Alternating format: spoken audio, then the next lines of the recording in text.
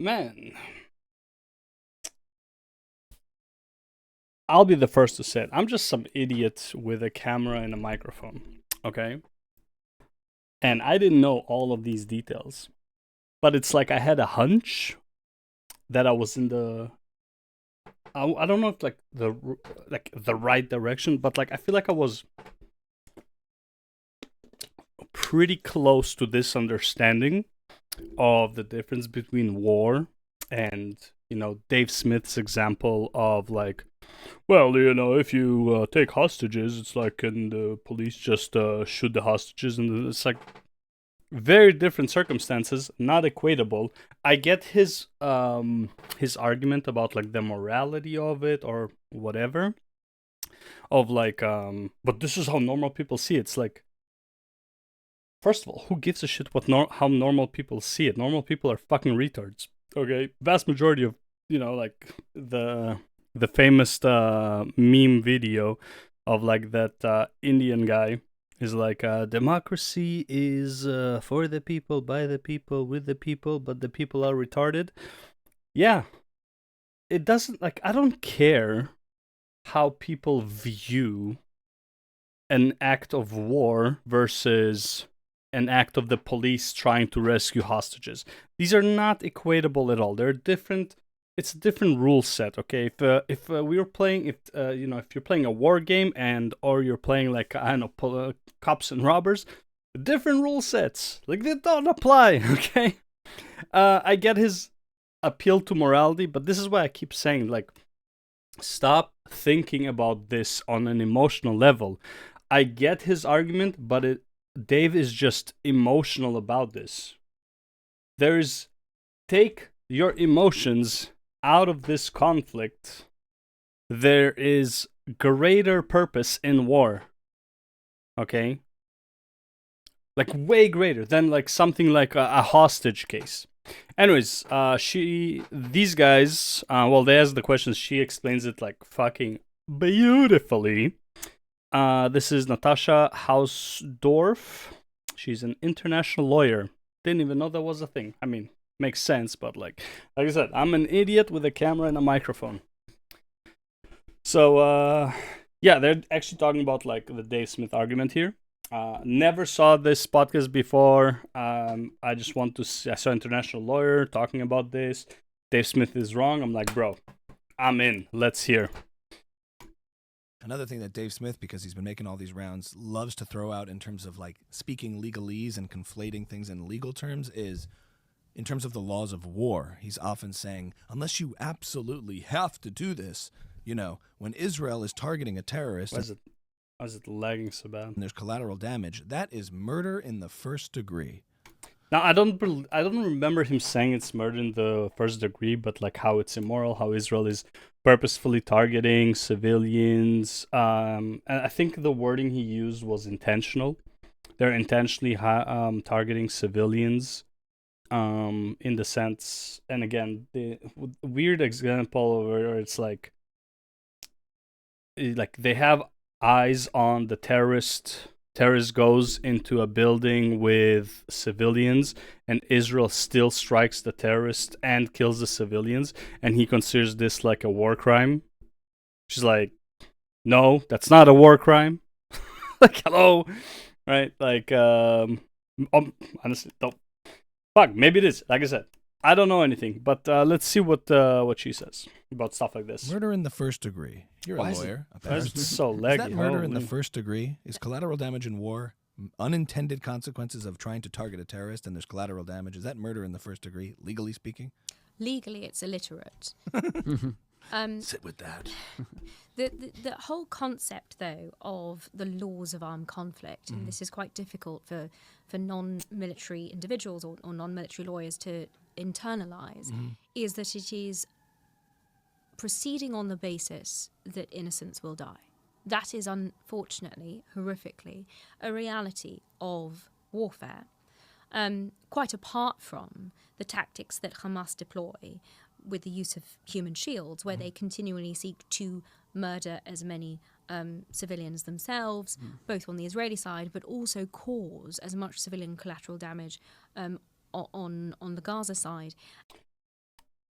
And again, there's been protests in Gaza before this war, during this war, whatever, where people who were against Hamas, so let's say a father goes out, he protests against Hamas, he would be then sent dead to his doorsteps for his family to see, for the neighborhood to see. This is what happens when you talk against us. Okay, that is Hamas. This is who you're dealing with. Okay, then also like hiding behind civilians, knowing full well Israel said they're going to attack an area, they purposefully place civilians there. All that stuff. This is Hamas is doing.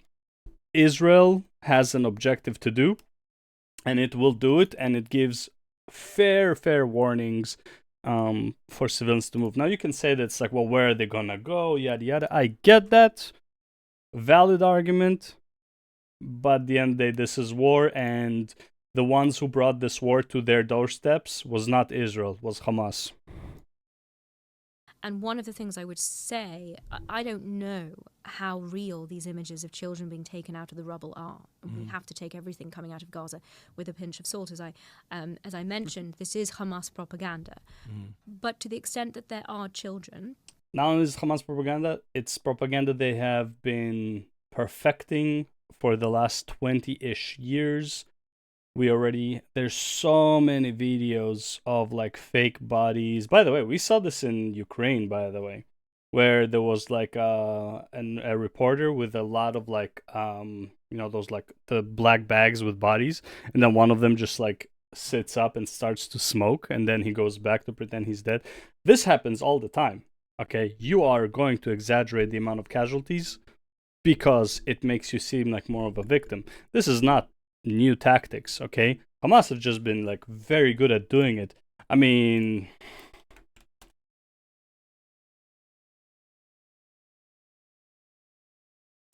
what's his name?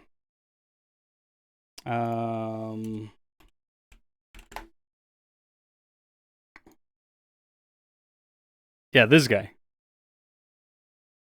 Yeah, like this guy who has been has said they for propaganda. So this guy has been a reporter. He's been a father mourning his child. He's been what do you call it? A hospital employee. Like he was everything, bro. Like Agent Fafo, right? Mr. Fafo, right? Mr. Fuck around, find out.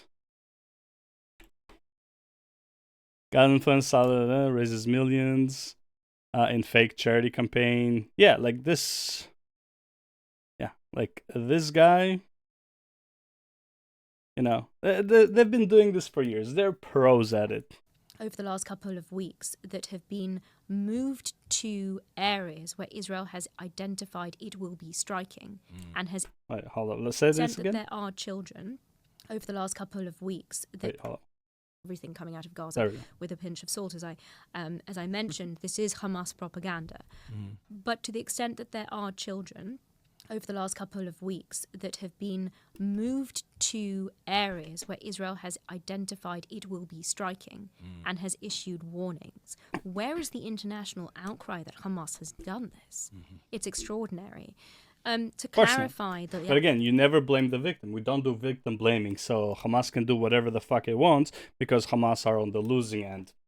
Fucking logic. Application of the law on this. Military action that is necessary can be taken. That is the purpose of conducting armed conflict, all in pursuit of your military objectives. You have to take that action. As I say, that it is necessary. You have to distinguish between civilians and combatants, which Israel does. And Hamas doesn't amongst yeah. Certainly. Yeah. And it's its military strategy, it's its modus operandi. But critically, this concept of proportionality is continually misrepresented. And that is not about balancing casualties on both sides or creating this kind of macabre. This is, by the way, the most annoying thing. I hate this argument. It's like, well, even though Hamas is attacking so much, there's been like almost no civilian casualties on Israel, so they clearly can't be terrorists. Like, just because Israel is really good at defending its civilians, because it's pretty much always vigilant, and it has spies pretty much everywhere. I still don't ask me how October 7th happened. I would forget not be surprised. I would be more like fucking knew it type of mentality if somebody tells me October 7th was an inside job. Okay, like they knew it was happening.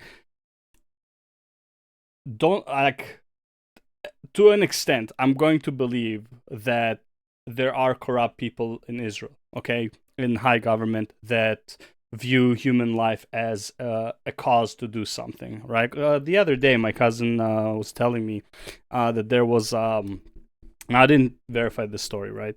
There was a mini convoy or whatever of like a few unprotected jeeps, like no, like not bulletproof, nothing, just like whatever jeeps that went into northern Gaza and they were ambushed.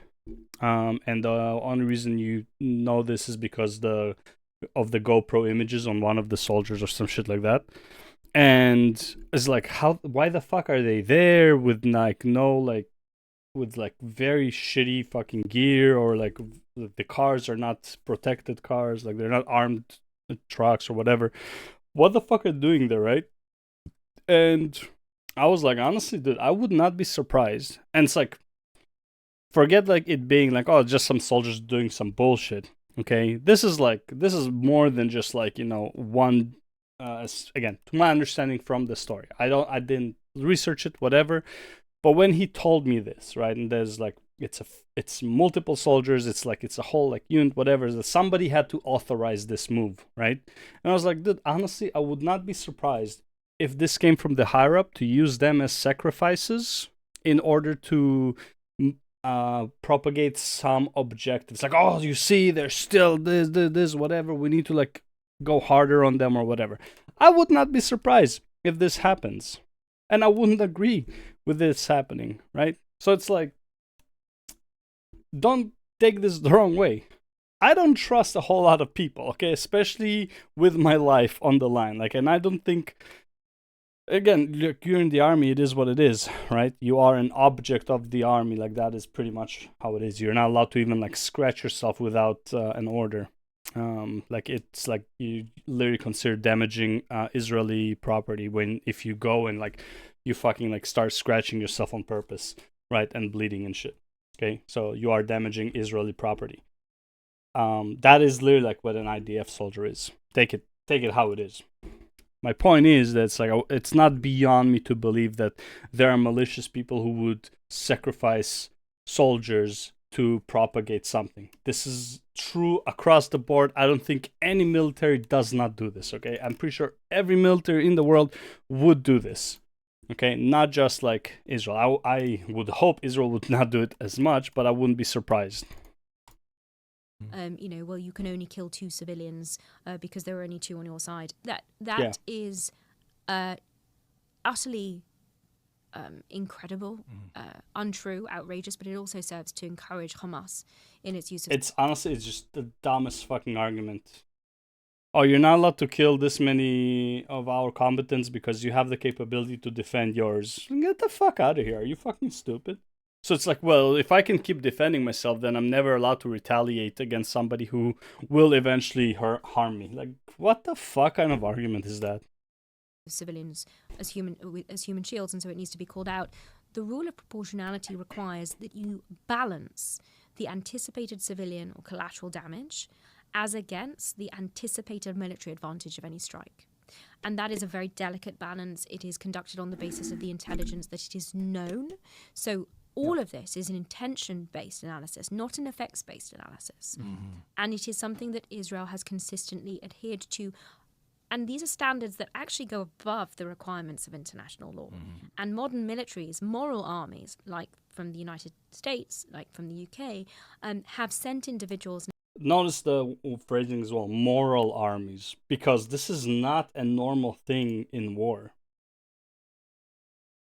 This is just the normal thing for moral armies to do. People who are trying to adhere to human rights as much as possible, which, by the way, puts them in more danger. But they are not only allowed to do this, and like from their aspect, they're allowed to do this because they are in such a much superior technological and force advantage that they can spare, the risk of losing soldiers for the humanitarian cause. This is not something that happens anywhere except for like moral armies. Okay, Russia would not adhere to this. China would not adhere to this. They don't give a fuck. And also, by the way, like, let's also not forget that's like, yeah, I'm saying that the U.S. adheres to it, but this is on like a somewhat recent thing. Because, like, let's be real, we know about the 2 nukes that drop on Japan. That was not a moral army type of thing. But at the same time, what do you think would happen when you put somebody on the back foot, somebody of power like the U.S., somebody of power like Russia, and for all intents and purposes in terms of the Middle East, if you put Israel on the back foot, what do you think would happen? Which I talked about in the previous video of like why it's probably a good thing for everyone involved that the US keeps arming Israel. Because if Israel is going to start getting short on bullets, you better know that they're stop fucking giving warning shots. And in fact, I went into Gaza with a military expert panel in September with very senior army officers from 6 NATO states who all said we have never seen these measures taken to prevent civilian casualties, to protect civilians, to provide warnings of strikes. And the proportionality analysis that Israel conducts on a strike-by-strike basis is also in that intensity and level of urban armed conflict entirely unprecedented. So for all of those reasons, I'm afraid that gentleman is very badly mistaken. Yeah, honestly, because like, and this is like why I don't like the Dave Smith arguments, even though it's like you are not wrong to feel bad, like it, like sure, but you can't equate war to something like a bank robbery. Like these are not, like I don't know if I can even do this properly, right? Let's say you have, I don't know, let's use this. All right, so you have, can I draw Israel? I don't water. Something like that. Okay. Ish, whatever. Honestly, this needs to be like kind of like here, but whatever. Let's say this is Gaza. Right. Oh, I missed. There you go. All right, so let's say this is Gaza. Oh my God, I missed again. I think it's over here. So let's say this is Gaza. Yep. Okay, nice. And then I think this is what it was, the hole. And then this is Israel. All right, we missed another hole somewhere. Oh.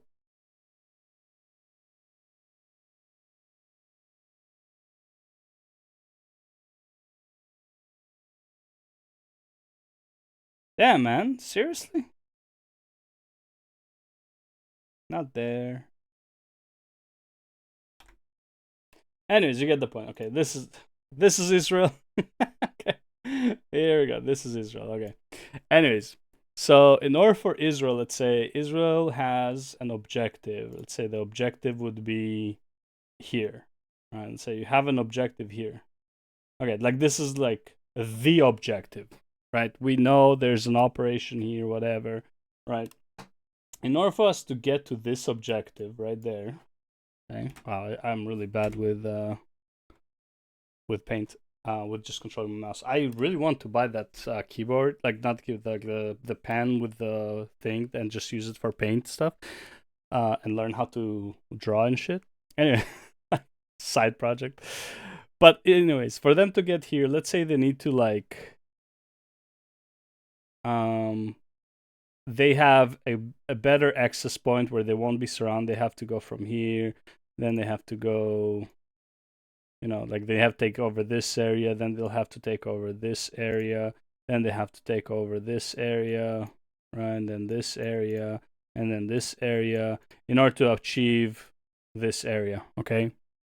So this would be like their strike patterns. Like we can't go to,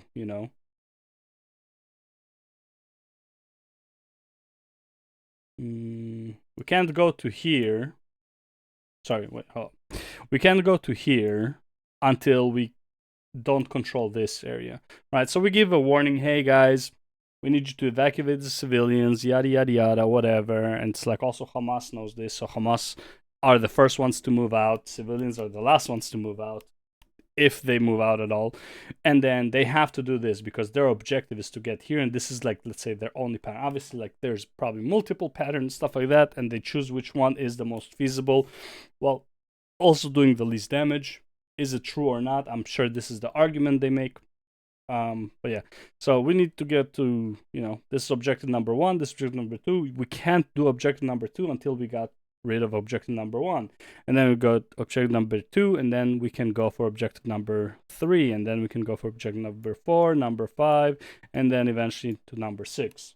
Okay, so this is the pattern we have to go through. We cannot do it any other way, or it would, and this is like the most efficient military-wise, and while also being the least devastating for civilians. Okay, they can't just go into here. Okay, like this, if they just go into here, there's a lot more chance of a lot of people getting completely destroyed. And also, this would risk their lives to the max if they just straight up go for objective number 6. Okay, doesn't make any sense. So you have to do it step by step. So that's basically what I believe she's saying, where, the amount... These measures taken to prevent civilian casualties, to protect civilians, to provide warnings of strikes, and the proportionality analysis that Israel conducts on a strike-by-strike basis is also in that intensity and level of urban armed conflict entirely unprecedented. So I believe, and again, multiple experts have been saying this. Oh, so don't trust the experts. We don't trust the experts. We only trust comedians these days. Only the comedians know what the fuck they're talking about because they make sense to us normal people. Bro, you're like, who gives a fuck what a normal person thinks, bro? Like, you are... Especially in the Western world, you do not live in a war conflict. You have never seen war outside of movies. You don't know shit. Just because like you can relate to a comedian talking about this, and again, he's free to say whatever the fuck he wants. He has his opinion, and that's cool, right? And he can look at a sheet of paper and read it and be like, "Oh yeah, I agree with this. This confirms my biases." Okay, you can do all of that. That's fine. Do it all you want. But you have, like, oh, this is appeal to authority. You want the experts to, the experts are telling you, so you believe them. And it's like, well, yeah. Just because the experts were bought and lied to you about something like COVID-19 doesn't mean you stop trusting all of the fucking experts.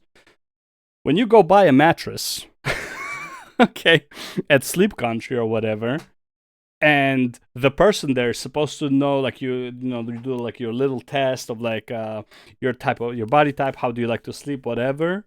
And then you go to the guy and he's like, well, I don't know, like if I was a comedian, I could tell you which bed is better for you. But because I'm an expert, you shouldn't take my word for it. Right? Obviously, I'm exaggerating. This is not the actual argument, but I just find it funny where like people got to the point where it's like, we don't trust experts so much that if you're an expert, I'm just not listening to you. It's like, because here's what happens. This person, bought and paid for by Israel. She's not an expert. She's a bought expert. Okay, there are no more experts. Everybody is bought. Dave Smith is not bought. Why? Because he's a comedian. He's not an expert, so nobody's going to buy him. Right? This argument is, I get it. I agree with you to an extent. But it is also like such a dangerous fucking argument. And it's not based in reality. It's based on the worst case scenario. So I really don't like the argument. I understand it completely. I was in the similar boat ever since COVID. But like, we can't just like completely not trust any type of expert. Listen to the expert if he makes sense. Listen to the expert on the other side, and make up your own mind. Don't come at it with a bias, okay? And again, this is what I think Dave Smith is also done wrong, where it's like, oh, well, then, you know, everyone's using the argument of like we shouldn't trust the experts or whatever because they lie to us. But bro, everybody who Dave Smith uses as a reference is an expert. It's just that these experts confirm his biases. Right? He came to the argument with a bias, and any expert that confirms his bias is like, oh yeah, that makes sense. Okay, that's good. Because like he doesn't come at it from a neutral perspective. Okay, at least like to his credit, and I don't think he's a stupid guy, but like we're all vulnerable to our biases. And again, I'm vulnerable to this bias because I already was pretty much on board with what she was saying before she was saying it. I already made up my mind about war tactics, about certain things, and her confirming it makes me like, yeah, man, I fucking knew it. Of course, this happens, right? But I am also willing to listen to an expert that is gonna be against her and like listen to him and see if my reality adheres to what he's saying, or if he can change my reality with the facts that he's gonna say. And as soon as somebody is gonna make me like an emotional argument, like I'm out. Like, bro, you're trying to appeal to my emotions. In my opinion, appeal to emotions is by far the worst fallacy you can make, especially if you compare it to like appeal to what's it called? When you appeal to an expert. What is the word? Appeal to holy, it's like on the tip of my tongue. Authority. Appeal to authority. Okay. I much rather have appeal to authority than appeal to emotion. And even appeal to authority is not really what is being argued here, because appeal to authority is, you know, like the authority tells you something that is completely wrong, but like you take their word for it because they're authority, which is like not really what is happening.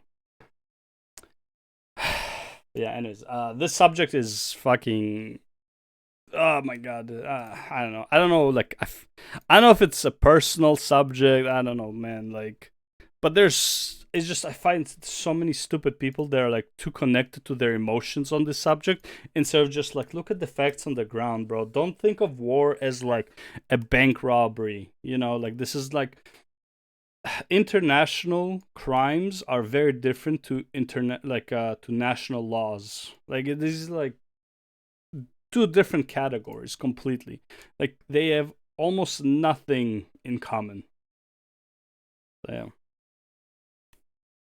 Anyways, that's it for this video. I'll see you in the next one. Bye.